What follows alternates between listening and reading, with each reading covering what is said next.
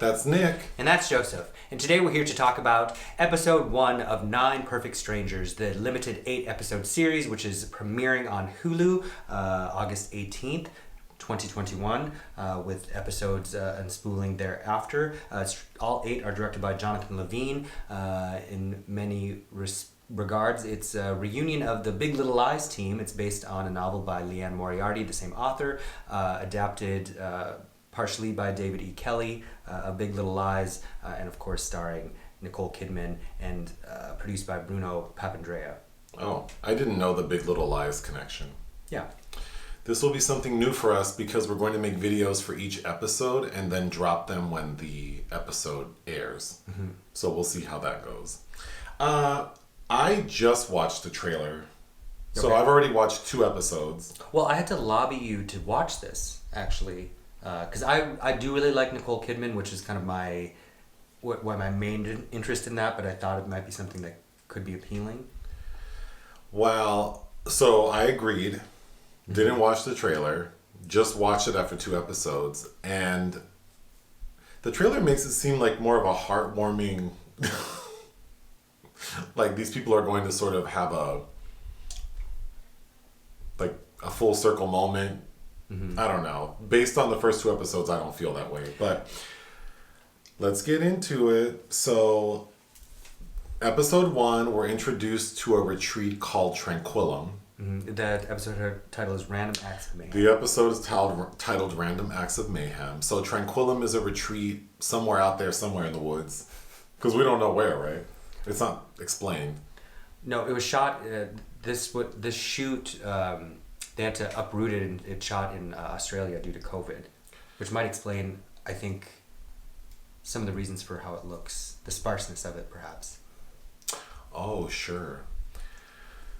Tranquillum is run by a woman named Masha, played by Nicole Kidman. Mm-hmm. And we'll get into Masha. Mm-hmm. But we are introduced to the 9 Perfect Strangers as they are making their way to the retreat, enter the retreat, and have their first meet and greet like that evening. Okay. It's not even the evening, it's like late afternoon. For a 10-day stay. Mm-hmm. For a 10-day stay. Okay. So let's go through the 9 Perfect Strangers. Okay. First is Michael Shannon. Named Napoleon. His name is Napoleon. He's there with his wife. Heather, played by Asher Ketty. And their daughter. Zoe, played by Grace Van Patten, who I've seen in some stuff before, and I was thinking Van Patten. Her father's Timothy Van Patten, and of course Timothy's half-sister is the notable actress Joyce Van Patten, who had like a 6-decade plus career. Oh, okay. So I should probably back up a little bit.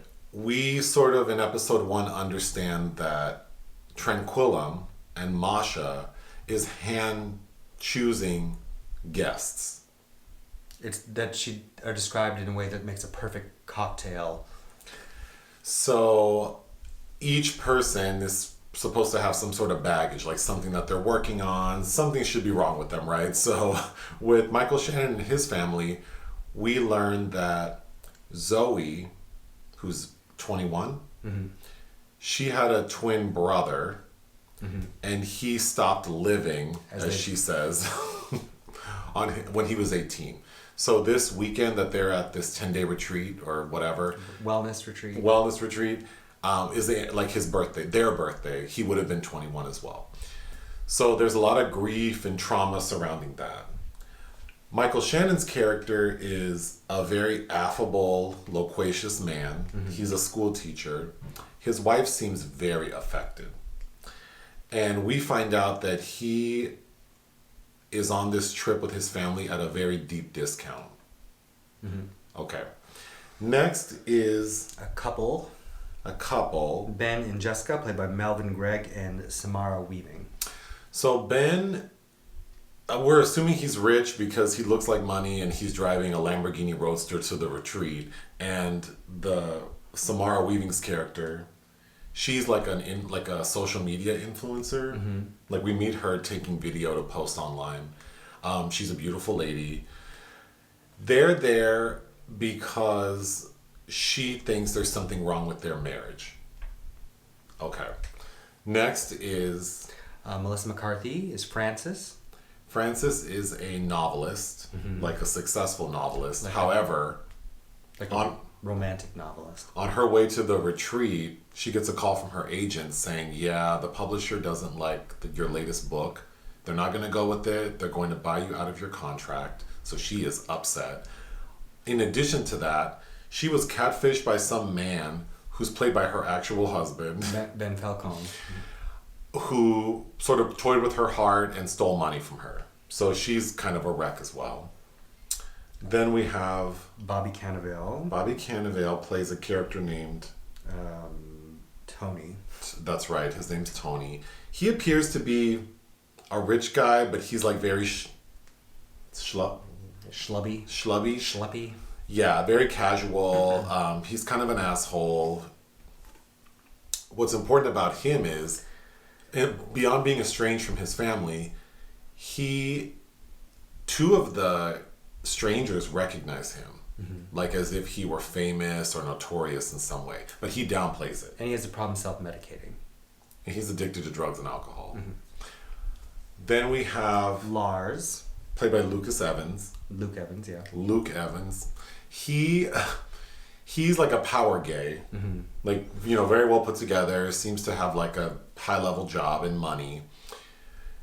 I'm not sure why he's there. He's very dubious of Masha and the retreat, but here his ass is. We see him get text messages calling him a narcissist. And we also witness him calling a man named Ray, and it appears that like they were dating and now they're no longer together. Okay. And Regina Hall, who is Carmel. And Carmel's like this sweet, like motherly type lady, like kind of dowdy. She's away from her children, but she's there because she says she wants to try to lose weight, help with anxiety, and like get better self-esteem. And she had a previous career, like working on Broadway. Oh, that's right. She was doing hair and makeup, costuming, everything. Yeah. Is that all 9? I think that's all 9, yeah. And then there are 4 like auxiliary characters that work for Masha that aren't entirely well defined, but the one with the most mystery is Yao, played by Manny Jacinto. Okay, so episode 1 is just all of these people making their way to the retreat. We get their little backstories. They all sort of interact. Everyone's talking about this woman, Masha, Nicole Kidman's character, but no one's met her. Towards the end of episode 1, we see Melissa McCarthy in her suite crying when all of a sudden Masha pops up. And sort of tries to console her and says, this is about suffering, like you're going to suffer here, but in the end you'll come out on top. So the episode ends with like a meet and greet where everyone, like they've already sort of interacted, but they're there to sort of like find out what the 10 days will be about when Masha shows up. And she's very confrontational. She knows a lot about everyone because we find out that they all had to submit medical records. They will be subjected to daily blood draws. And she is sort of throwing out little bits of information, like personal information for several of the strangers. We also find out that she has removed contraband from their luggage. So of course people are upset, like, why are you going through our shit? She focuses mainly on Michael Shannon's family and is talking about like loss and grief when Zoe, the daughter, has a panic attack and leaves. And that's the end of the episode.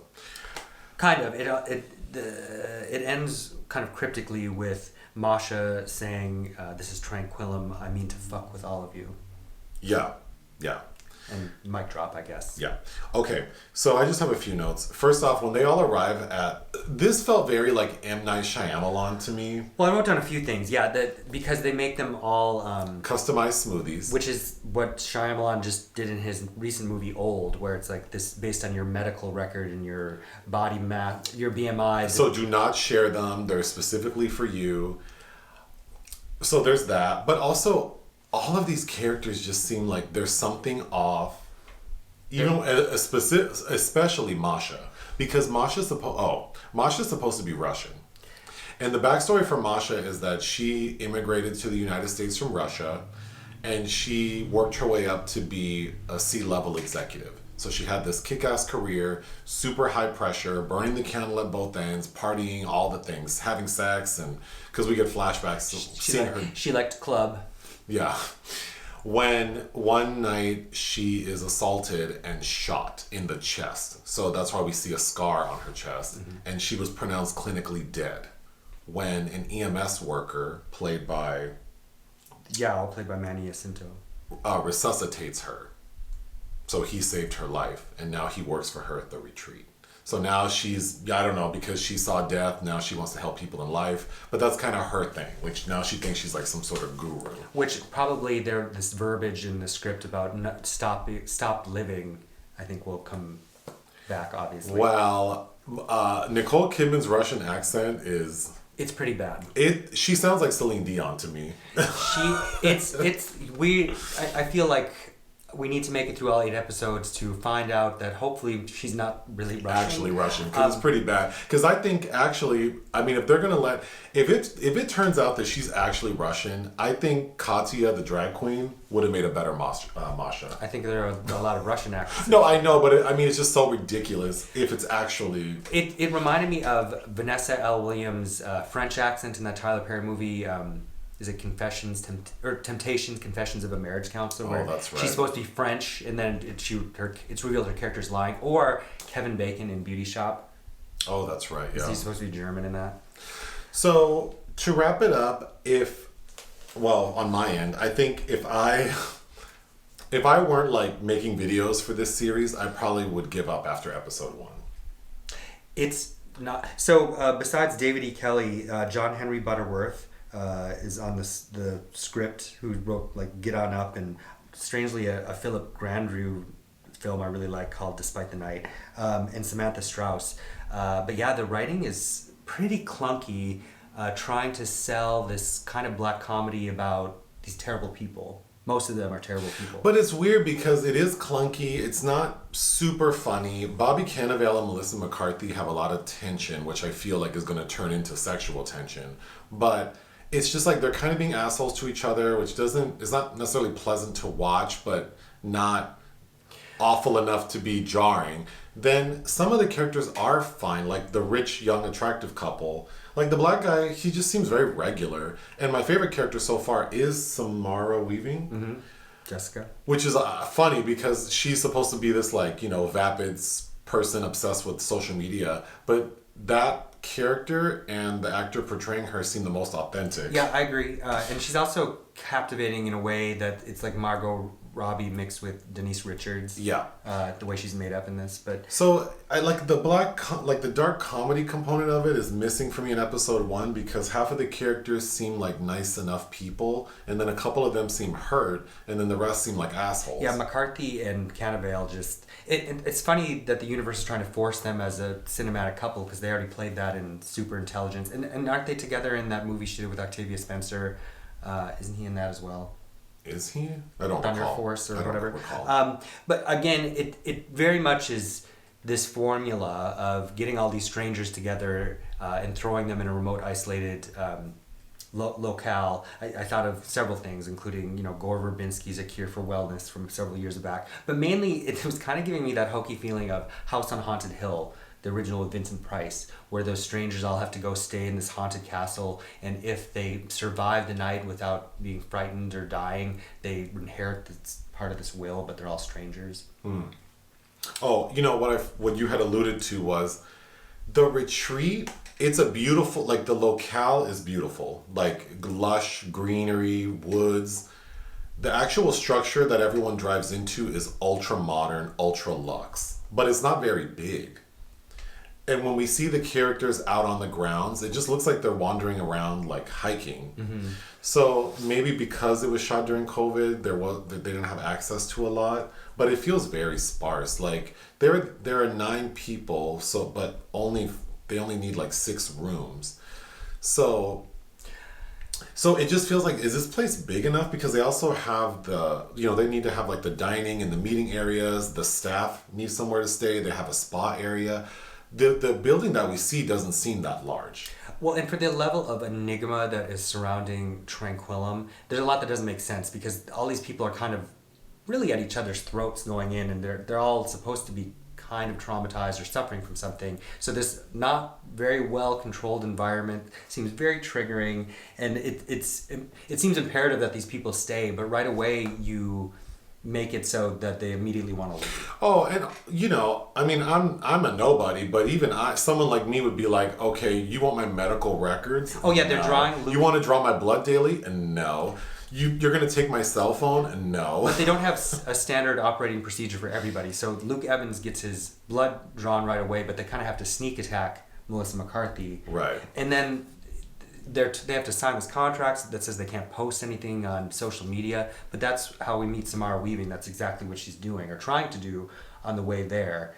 So there's just some things, some details, some level of details are a little off, it feels, in the storytelling. But I had to laugh. The line I wrote down was Melissa McCarthy's the first one to meet Masha, and she describes her to the group as a mystical Eastern Bloc unicorn.